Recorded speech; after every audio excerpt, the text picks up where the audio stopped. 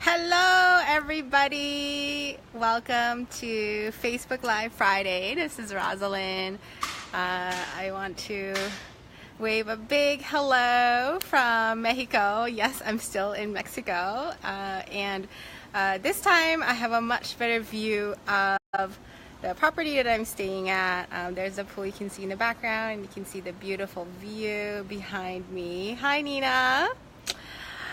Thank you so much for tuning in. It's been such an amazing, vibrant, transformative, and just really wonderful time away for me here in Mexico. You can't see it, but I'm a little bit burnt, a little bit red, because yesterday I went out to the stunning Marietas Islands and we went out on a sailing boat on the Alicat, which is a 56-foot catamaran. And we were out for the whole entire day. So even with sunscreen, I guess, you know, my Canadian winter skin I got a lot of sun, and I'm a little red, kind of crabby, but I am in a good mood. I'm not crabby mood-wise.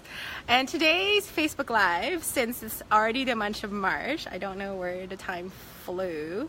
It is March the 2nd, and this month the theme is all about conscious sales. And what a wonderful way to begin this series of Facebook Live on sales than to share with you my experience sitting through a timeshare presentation. Now, I'm curious, how many of you have been on vacation and have been roped into a timeshare presentation? You can just like raise your hand or have a heart, or give me a heart, or put in a comment below. So for me, it's my first time consciously going to a timeshare presentation. You know, I landed in Puerto Vallarta airport last Friday. Let me just fix my hair here. So I landed last Friday, and I had been warned about these, salespeople, marketing folk that try to rope you into a presentation via free massage and free lunch, and so completely consciously participated in that.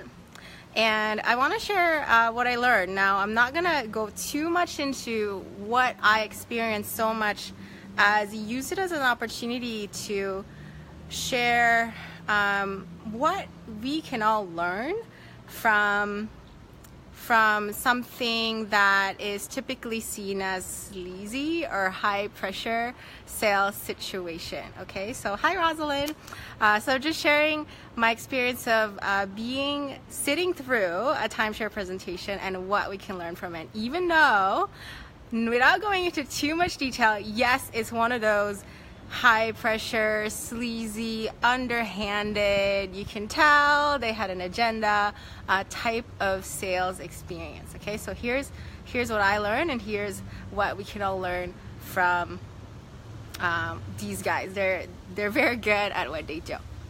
So first of all, number one is know your market or know your customer. So these folks are from a large multinational corporation. Hi Rosalind. They're from a large multinational corporation, and they have resorts all over the world, and they were selling something called a vacation ownership, which is basically timeshare on steroids. It's not quite timeshare, it's a lot better. Not going to go into detail about that, but essentially, they're a large multinational and with offices all over the world and resorts all over the world, and they knew their customer. And what do I mean by that?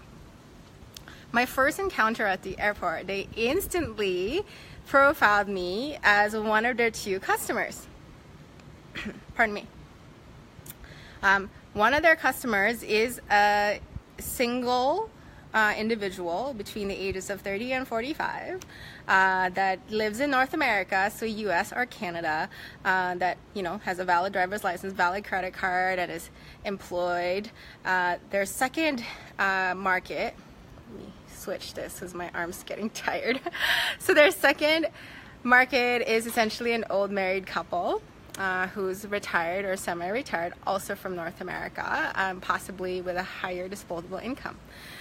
So how do I know they knew their market? Well, it's because, from the moment they greeted me at the airport all the way to when even I said no, and they were letting me go and letting me get on with my day, they knew exactly how to interface with someone like myself in terms of my values and my preferences, and they did not even once waver or hesitate to relate to me at that level, if that makes sense. So obviously I fall more under the single individual between the ages of 30 and 45. Obviously I'm not an old married couple, and so everything about the way they roped me in with a free massage, right? They roped me in with the cocktails. It's not like they roped me in with like tequila or like hard liquor. They roped me in with the spa and relaxation, and all of these elements really helped me to feel like they knew me, or they understood who I was, how I lived, and how I liked to vacation. Okay, so the second thing that we can all learn first from something like this is take the time to get to know what your customers, what I call NDP. Okay, so this is not a political party, not the NTP that we have in British Columbia, but NDP stands for needs, desires, and problems.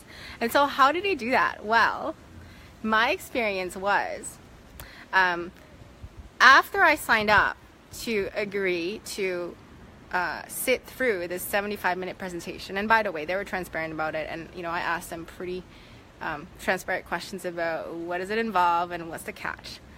And what they told me was, you will get picked up, which I was, from where you're staying, and you will get driven to the resort, and you will be having lunch, and then you'll be shown around the property, and you'll have to sit through a 75-minute presentation, and then you'll be given an offer, and then regardless of whether I say yes or no, there will be a massage and a bottle of tequila waiting for me as a parting gift.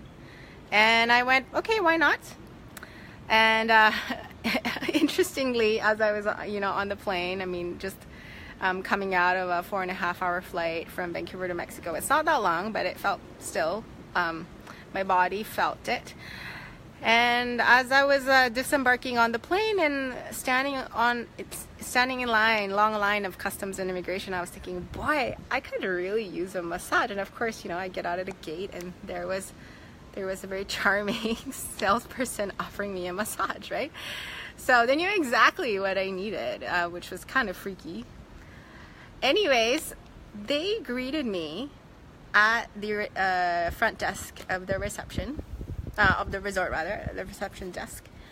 And of course somebody else meets me, very graciously welcomes me, with their, I'd say Mexicans are so hospitable, like they didn't even need to be trying to sell me anything. I believe they're just like that naturally, right? Very hospitable, very warm.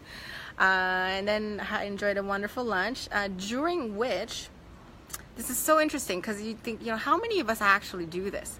They get me to fill out a survey all about, who I am, what I do for work, how many times a year do I vacation, and how much I spend on each vacation. So these are things like flight and a hotel, how much on average do I pay for a hotel, and like serious detail that I could not even believe that I was essentially handing over this information to them so that they could sell me. Does that make sense? So they really knew how to get the information about my needs, desires, and preferences, so that, assuming, pardon me, I have a little burn, I think, on the corner of my eye, so that they can then use those exact same elements to craft their pitch. Does that make sense? So I thought this is brilliant, and they're doing it so transparently, right? Even more brilliant. I mean, I was impressed just even that, regardless, whether I was impressed with their offer or not. So then, after I was wine and dined, essentially, right, by this individual called the liner. Liner's job is essentially to make the customer feel comfortable, to build trust. I was shown around the property and I was asked more questions about, you know, would I like this type of vacation environment, and what do I like and not like. So getting feedback. So another thing we can learn about this example is constantly being in conversation with your customer, with your market, about what they need and want. You know, just because one time you manage to learn all about their needs, desires, and problems doesn't mean they stay the same, right? So being in that constant conversation and getting feedback, you know, for me, going around the property and checking out the suites, it wasn't, yes, I mean, it was nice. I didn't feel like I wanted to be there right away, but it's certainly because of the way they linked their different features and amenities and benefits to what I needed. It felt to me like, okay, I could actually consider staying at this property next time when in Mexico, right? So after this tour of the property, I was taken to the penthouse, where there is basically a nice patio style setup, and you know, in which everybody is taken there, and I'm imagining it's a sales room, right? And I'm handed over to another person who is, I would imagine they're the ones that are designing the offer based on the information they receive, right? So what can we learn from this? Sales effectively is a team sport, in my opinion. So even if you're a solo entrepreneur right now, or you don't have a salesperson, you know, think of sales as something that is more than just an activity that you're engaged in. Like, it's not just you, it could be your current clients, it could be your potential clients, the people you've encountered with. Think of everybody in your business community as a potential, say, you know, a marketing partner, right? Promotional partner, or a sales partner. I was so impressed. I mean, there were so many different people there helping each other out, and everyone had their different roles. You know, I mean, I'm in the tropics, so I see a lot of ants. I kind of think of ants and how ants, you know, teach us so much about teamwork, right? And they were just there doing their job, and I did not have anything on it. You know, a lot of people have, you know, they get the heebie-jeebies, or they think, oh, I'm going to be pressured into something, or I might say yes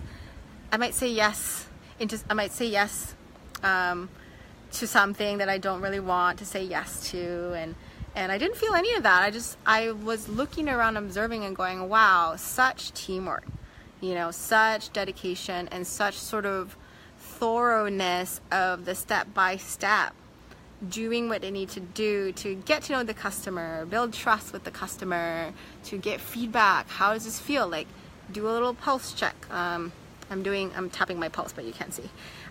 Get a temperature check. Okay, what do they think, you know? And get more information, like what are they saying, and really listening. I definitely felt heard.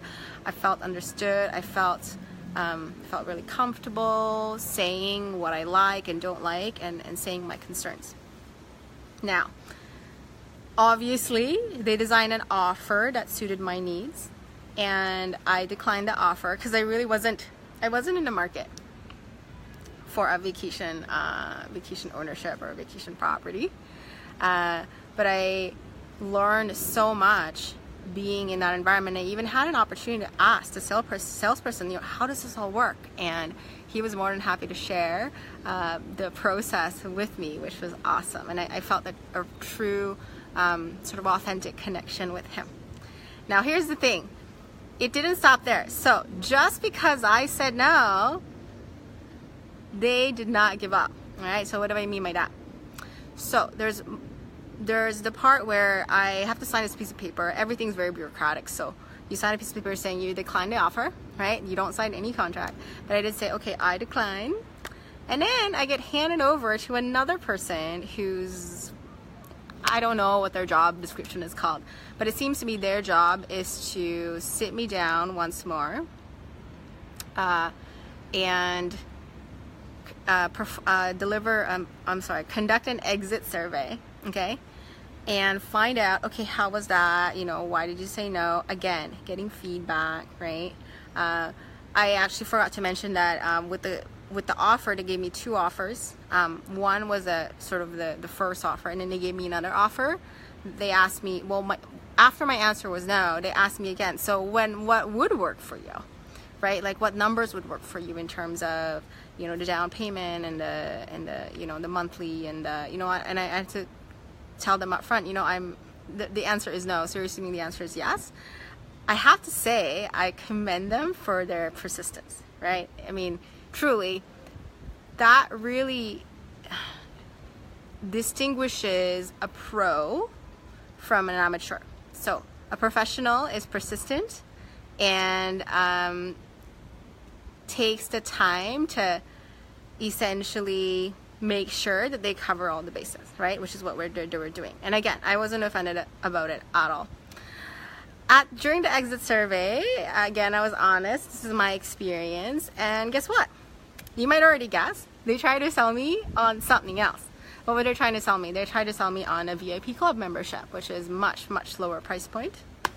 For me, it was never about the money. It really was. I didn't, you know, it wasn't a yes for me, right? Not right now, right? But they were trying to basically downsell, okay, downsell me on much cheaper, lower end, lower investment VIP membership, which then could allow me to stay at any of the resorts for, you know, a preferred rate, something like that. So during this entire process, I was given 3 different offers, all of which I turned down.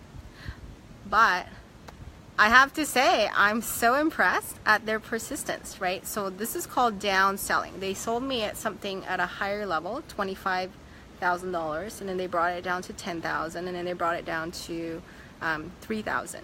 Okay, so that's downselling. You can upsell, okay, and I mean, out of context, you know, it probably would not make sense for me to go into detail, but upsell is essentially you sell to a higher price point each time, or you can cross sell, which, you know, you're selling something similar, relatable product or service at a similar price point. So they worked so hard. Almost felt a little bad, you know, in downselling me. At the end of the day, the answer was truly no. But I was so appreciative of having this experience, even though, yes, it felt so uncomfortable.